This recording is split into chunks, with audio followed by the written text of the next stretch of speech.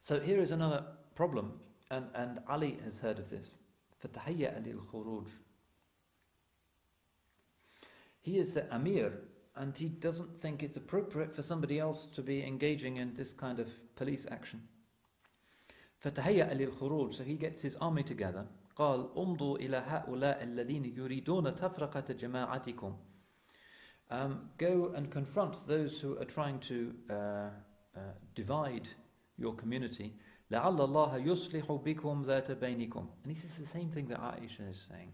It may be that through you Allah will bring about reconciliation.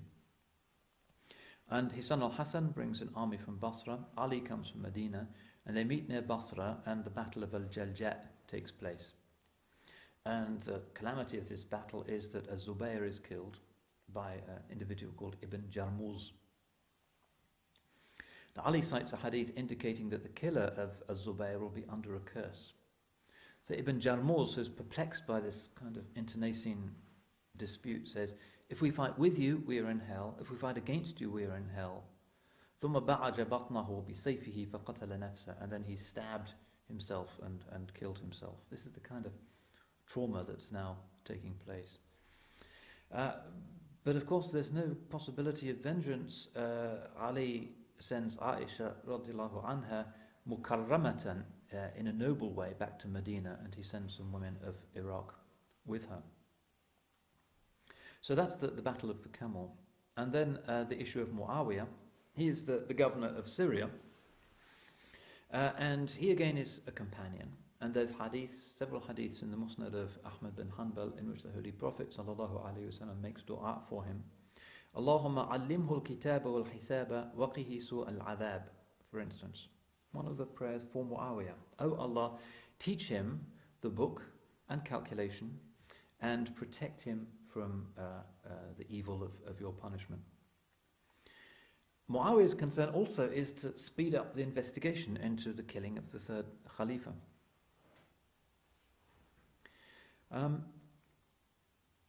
And there's some interesting incidents here which demonstrate that it really wasn't in Muawiyah's mind that he wanted to replace Ali as Khalifa.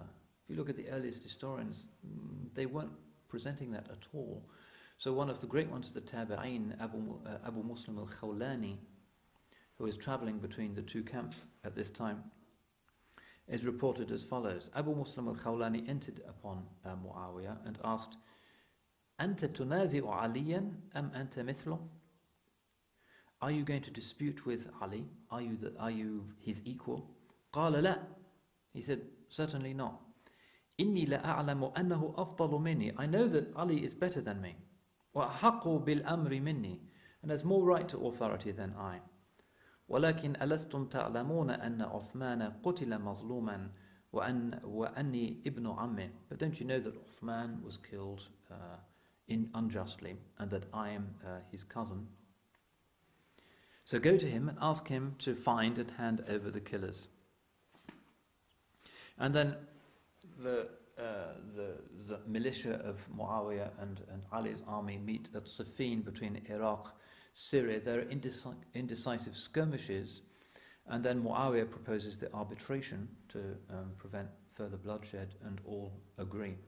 And this is the beginning of the Kharijite episode, which is another of the headaches that Sayyidina Ali has to confront. 12,000 of Ali's armies say it's not right for him to accept Muawiyah's suggestion that this should be dealt with by arbitration. This is to do with Allah's religion, and you can't bring in human arbiters to decide something that is Allah. So these 12,000, mostly Central Arabians, march out to a place called Harura. Sometimes the Khawarij are called Haruriya. And they appoint as their first leader Abdullah bin Wahab al-Rasibi. Ali goes out to reason with them. Some of them come back. But the Kharijites were the kind of first real extremists of Islam, absolutists, literalists. Can't stand Muawiyah and can't stand Ali because of this idea that there should be peaceful resolution to arbitration. They just want to fight it out. And this eventually leads to Ali's tragic downfall. This is the story of Ibn Muljam. Ibn Muljam is a man in Kufa and is in love with a Kharijite woman called Qutam, who all of the historians describe as one of those most beautiful women of her age.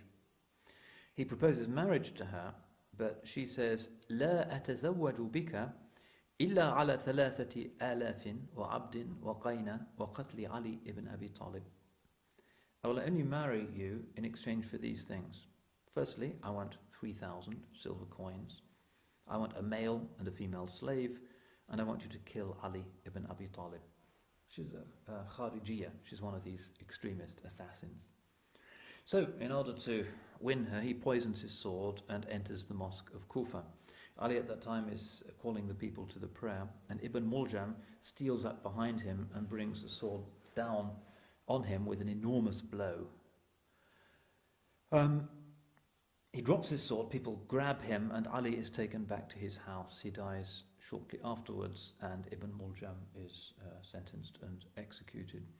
And that's the end of the mortal life of Imam Ali ibn Abi Talib. And alhamdulillah, he's not killed by anybody from a reputable group or sect of the Muslims. He's killed by one of these wild Kharijite, as it were, Al-Qaeda type assassins, absolutists, a kind of suicide bombing mission. It has nothing to do with any of the mainstream Muslims. None of the Sahaba or the Tabi'een are in favour of this, but still it's a traumatic event and a catastrophe. But still, Islam, the mill of Islam, goes round and round and continues, and things do not fall apart, despite the fact that, perhaps inevitably, when you consider the enormous ambition of the project of early Islam, the creation of a new civilization almost overnight, the emergence of a new and pure monotheism, very different to what people had known before, the emergence of a new economic system, the emergence of a social model that wasn't really based on hierarchy and aristocracy, the birth really of a new spiritual type, with variations, and each of the four Khalifat represent variations on that spiritual type. The size of the empire, what's being done is gigantically ambitious. And in a sense, it's kind of inevitable that there will be tensions, and it's miraculous that the tensions were no greater than they actually were, because ultimately the Ummah did hold together, alhamdulillah. But there's something tragic about this, and something about the whole spiritual fragrance of Imam Ali that is helpful in reminding us that things in this world often don't work the way that we'd like them to. People don't always live happily ever after. Sometimes there is tragedy. People die. Relationships don't work. This is the nature of dunya, and the later Khulafa did discover this, and hence in our literature and in our culture generally we have this way of venerating and revering Imam Ali as somebody who has these particular spiritual qualities. He's the disinterested, heroic warrior. He is the inward initiate, the one who the Holy Prophet has put his hand on his head and given him this extraordinary blessing. He is the ancestor of the Ahlul Bayt. He has all of these particular qualities, and he's had this close, intimate relationship with the three earlier Khulafa, a person of extraordinary fineness, but there's this tragic dimension as well. And that's actually useful for us to recall. Simple triumphalism and the assumption that things generally work out the way we'd like them to doesn't help us very much spiritually. Our lives are full of setbacks, and early Islam also, despite the triumphs, also new setbacks, and that's just part of the way the world exists. So in our literature, and some of the songs about Imam Ali, some of the most beautiful ones are in the West African languages, Mandingo and Wolof in particular. The songs about the death of Imam Ali, some of the Sumatran, the Achenese traditions as well, particularly beautiful, the Uzbek, Chagatai Turkish epics of Ali Shir Nebai and others. These are very, very moving ways of softening the heart. You consider the nobility of the man, the flawlessness of the man, and the difficulty of his situation and his tragic end. And there's something in this which is good for us, which corresponds to our own experience, that things often don't work out, that there are tragedies and misfortunes in our lives, that dunya basically is a vale of tears. So, a few examples. One of my favourites is Ziya Pasha, who was quite recent really, one of the great Turkish poets of the 19th century, somebody who is interested in the Hanafi madhab and in deen things, but he's also a journalist. He runs the Hurriyet newspaper, which is still going in Turkey, but at the time was edited out of London. He was based in this country. So he writes the great Tarji' Band, which is an Ottoman Turkish poem, which is about misfortunes. We have a genre in our literature which is about ibtila, misfortunes, musiba. Perhaps the best known example is Attar, Fariduddin Attar, his great Musibat Name. This is a translation of some lines from the Tarji' Band of Ziya Pasha. The spiritual objective being to melt our hearts with a reminder of the ham, the misfortunes, the concerns that exist in dunya. The father of mankind was sent out of Eden's garden. Ibrahim was tested with the knife to the neck of his son. Yaqub wept in lament at the loss of Yusuf the fair, while Yusuf himself languished in the well abandoned. Pains and sorrows caused Ayub to groan. Yahya lost his head to the tyrant's sword. Isa the fatherless endured much pain and woe. At Ta'if was the prophet stoned, and then his pearl-like teeth were broken on Uhud's field. Out of hunger he bound a flat stone to his pure waist. Little was his care for worldly comfort. Abu Bakr the true left this world through poison's cup, and by the sword of doom was martyred Omar slain. Martyrdom came also to he who ordered the Qur'an. The blessed Haidar too sank down before the blade profane. And Hassan poisoned went on to paradise above. Foully murdered was Hussein, king of the martyr train. Whoever's heart is ruled by love of God alone, in him shall pain and anguish ever come. Which is a rather somber mood to strike, but it does correspond to the reality of life. We suffer bereavement, our parents die, people become sick, we don't get the job that we want, relationships may not work, we become ill. Dunya contains setback after setback after setback, and moments of happiness as well. And there's a spiritual wisdom, it seems to me, in the way in which the story of the first four Khalifas ends with this revenge, this pain, this sorrow, because in a sense there is no permanent triumph in dunya. Wherever there is success, it's followed by difficulty. Wherever there is bust, it's followed by qabd. And this is just the way that things are. And there's a certain humbleness that we gain from that probably wouldn't have gained if the story of the Khulafa from the Adot to the present day had just been one long story of success and no disputation.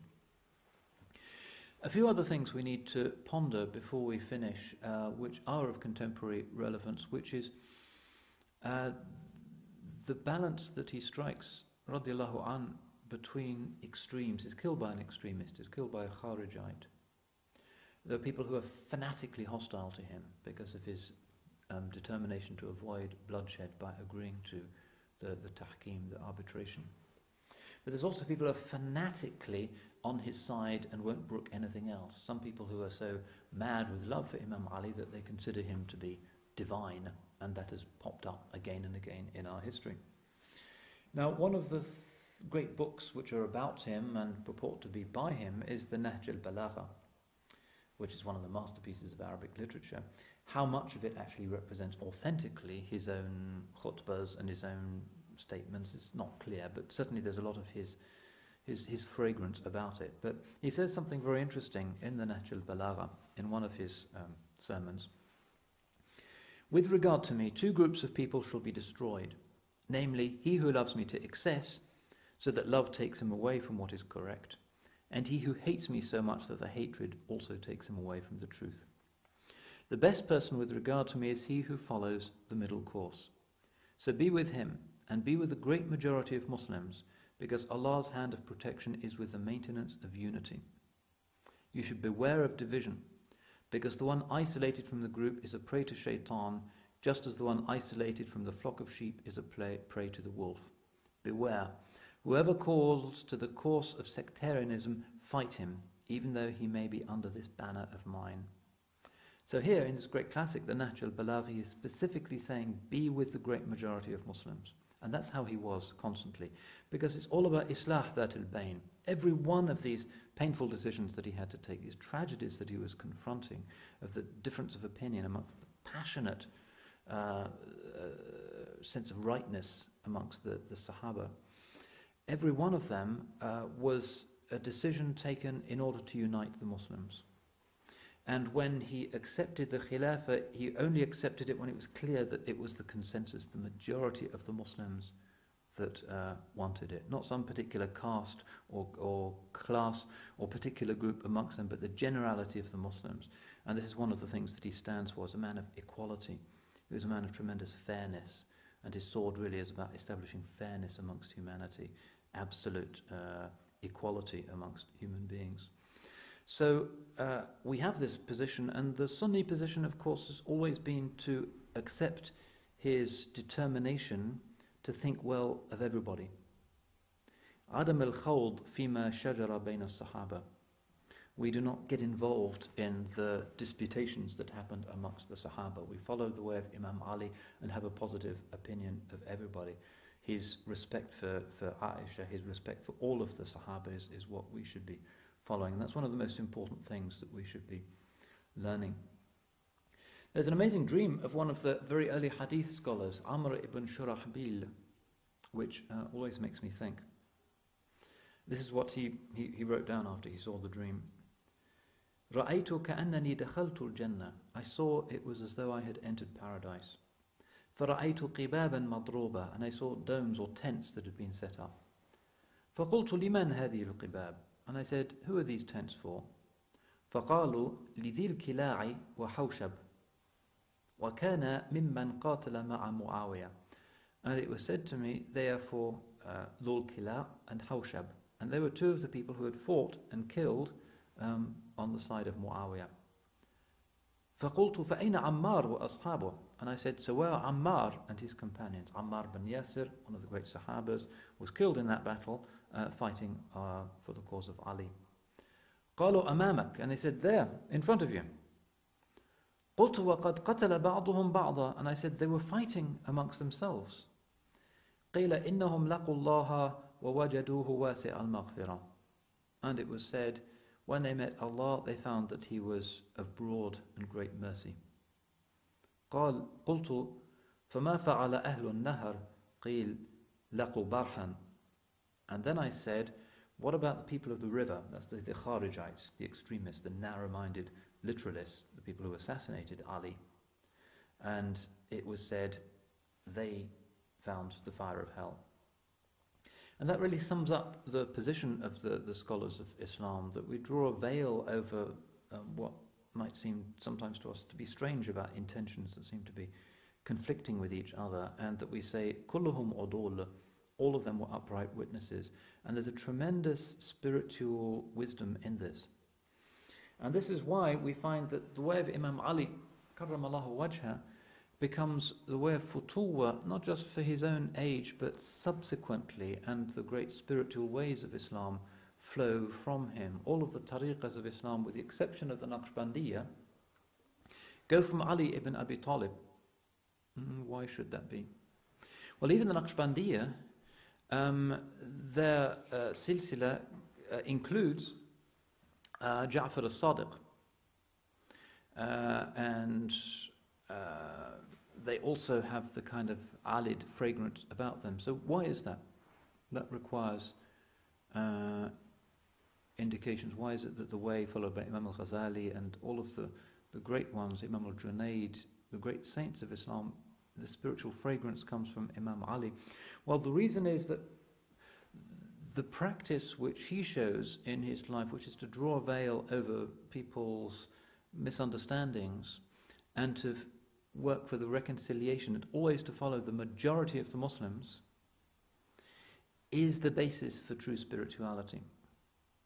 We have two options when we see things that we don't understand happening between people. Either we can allocate blame, and we can say, he killed him and he's on his side, and feel superior, and the nafs loves that. Or we can say, Allahu A'lam, Allah is forgiving, and all of them were following a niyyah which we presume to be good. There's that second option, which becomes the option of the great ulama of Islam, which is necessary for any sound spirituality. You can't base a spiritual life on suspiciousness and cursing and allocating blame. It's impossible. The first rule of spirituality is to give other people the benefit of the doubt and to blame yourself. And that's what that two-pointed sword represents. It means if you're going to try and establish uprightness in the world, make sure that you've established it in yourself.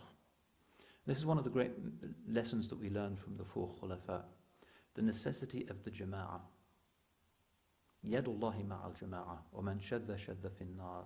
Allah's hand is over the jama'ah, the congregation, the greater number, as-sawad al-a'zam. And whoever goes on his own, in a small group, goes into hellfire. You cannot operate a successful spirituality unless you have this principle of giving people the benefit of the doubt and forgiving and including. The moment you start to point the finger of blame and to allocate blame, then the gates of Allah's rahmah are closed to you because of the state that you're in.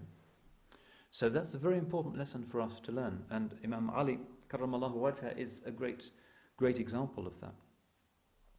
A few things just to close. We've spoken of the spiritual merit of Imam Ali. Let's just recall a few things. Ammar bin Yasir, who we've been speaking about, radiyallahu anhu, قال سمعت رسول الله صلى الله عليه وسلم يقول, I once heard Allah's Messenger صلى الله عليه وسلم saying, Ya Ali, O Ali, إن الله تعالى قد زينك بزينة لم يزين العباد بزينة أحب إلى الله تعالى منها. Allah, exalted is He, has adorned you with an adornment which He has never adorned any of His servants with any adornment more beloved to Him than it. يَزِينَةُ الْأَبْرَارِ عِنْدَ اللَّهِ عَزَّ وَجَلَّ, which is the adornment of the saints, the good ones in the sight of Allah. What is it? الزُّهْدُ فِي الدُّنْيَا, doing without the things of this world. فَجَعَلَكَ لَا تَزْرَأُ مِنَ الدُّنْيَا شَيْئًا, and He made you somebody who is not relying on anything in the world. وَلَا تَزْرَأُ الدُّنْيَا مِنْكَ شَيْئًا, and the world does not have any dependence upon you. وَوَهَبَ لَكَ حُبَّ الْمَسَاكِينَ, and He bestowed upon you the gift of love for the poor. فَجَعَلَكَ تَرْضَى بِهِمْ أَتْبَاعًا, and He made you to be happy that they are your followers. وَيَرْضَوْنَ بِكَ إِمَامًا, and that they are happy to have you as their imam. And this is the important principle of wilaya. The idea of political authority in Islam is to do with ideas such as imara, or imama, or khilafa. The early Muslims, when speaking of government, would say amruna, our affair, our command. Wilaya is a term that is sometimes used in connection not so much with political authority, although it can be, but that's the less obvious implication. But wilaya means inward authority. It means closeness to Allah subhanahu wa ta'ala. Man tawalat af'aluhu ala al-muwafaqa. Whoever's actions follow one another in conformity to the sunnah. That is the wali. And in the famous hadith al-Nawafil, which is the most famous hadith of Islam, Man aada li waliyan faqad adhantuhu bil harb. Whoever harms a wali, a friend, a saint of mine, I declare war on him. Then it goes on to explain what that is. It's somebody who progresses to obligatory acts, through voluntary acts, until they reach the state of love for Allah subhanahu wa ta'ala. So in the prophetic vocabulary, wilaya, or being wali, is to do with this inward closeness to Allah subhanahu wa ta'ala. And we find a number of important hadiths, very important hadiths, which explain the whole subsequent spiritual landscape of the religion, in which this particular type of wilaya is associated with Sayyidina Ali. Of course, wilaya, sainthood, is the way of the Sahaba generally. But the hadith of Ghadir Khum, for instance, is very important, regularly cited by the ulama in this context. It's a sound hadith. that the Holy Prophet takes his hand, radiallahu an, and says, Man kuntu mawlahu fa aliyun mawla. Whoever has me as his mawla, then Ali is his mawla. Mawla is related to wali. In other words, it's to do with spiritual excellence. It's to do with the authority of a spiritual guide. And this is, if we're looking at the particular fragrance or signature tune, as it were, of each of the great Khulafa, this is what Imam Ali has bequeathed, this kind of inward knowledge and this inward wisdom is the city of knowledge. And this is not to say in some superficial way that, again, we can easily, although many of the ulama have attempted to do this, rank them in fadl. My teachers are always skeptical of that. There are certain formulaic ways in which one can arrange them in descending order of merit from Abu Bakr radiallahu an, and given the prophetic teachings you can see how that works. But essentially what we're looking at in the case of each of them is a particular type of greatness, and each one is so great that it's hard really to compare them. And this inward richness which has flowed out through the ulama of Sunni Islam down the centuries is something that comes specifically through the inward gate of the city of knowledge, which is the way of Imam Ali karramallahu wajhahu wa arda, and of course his fatwa is very important in the four canonical madhabs. And at this point, inshallah, we will have to end. One could speak about any of the four friends, the Jahariyar, indefinitely, but we've come to an end. But since we've mentioned Ali's role in fiqh and in the four madhabs, inshallah, in kana lana umr, if we have a long enough life and opportunity, the next lectures in this series, inshallah, it's our intention, will be about the four imams, having done the four khulafa. We'll do four, inshallah, about the four imams, beginning with the Imam Ahl al-Madinah, Malik bin Anas, radiyallahu an wa arda. So may Allah subhanahu wa ta'ala accept our intentions and accept our determination to learn, and give us love for all of his awliya, and give us what he gave the early Muslims in terms of giving everyone the benefit of the doubt, a passion for the truth, a passion for justice, and also a longing that the Ummah of Islam should be one and should be united. Barakallahu fikum, wassalamu alaikum wa rahmatullah wa barakatuh.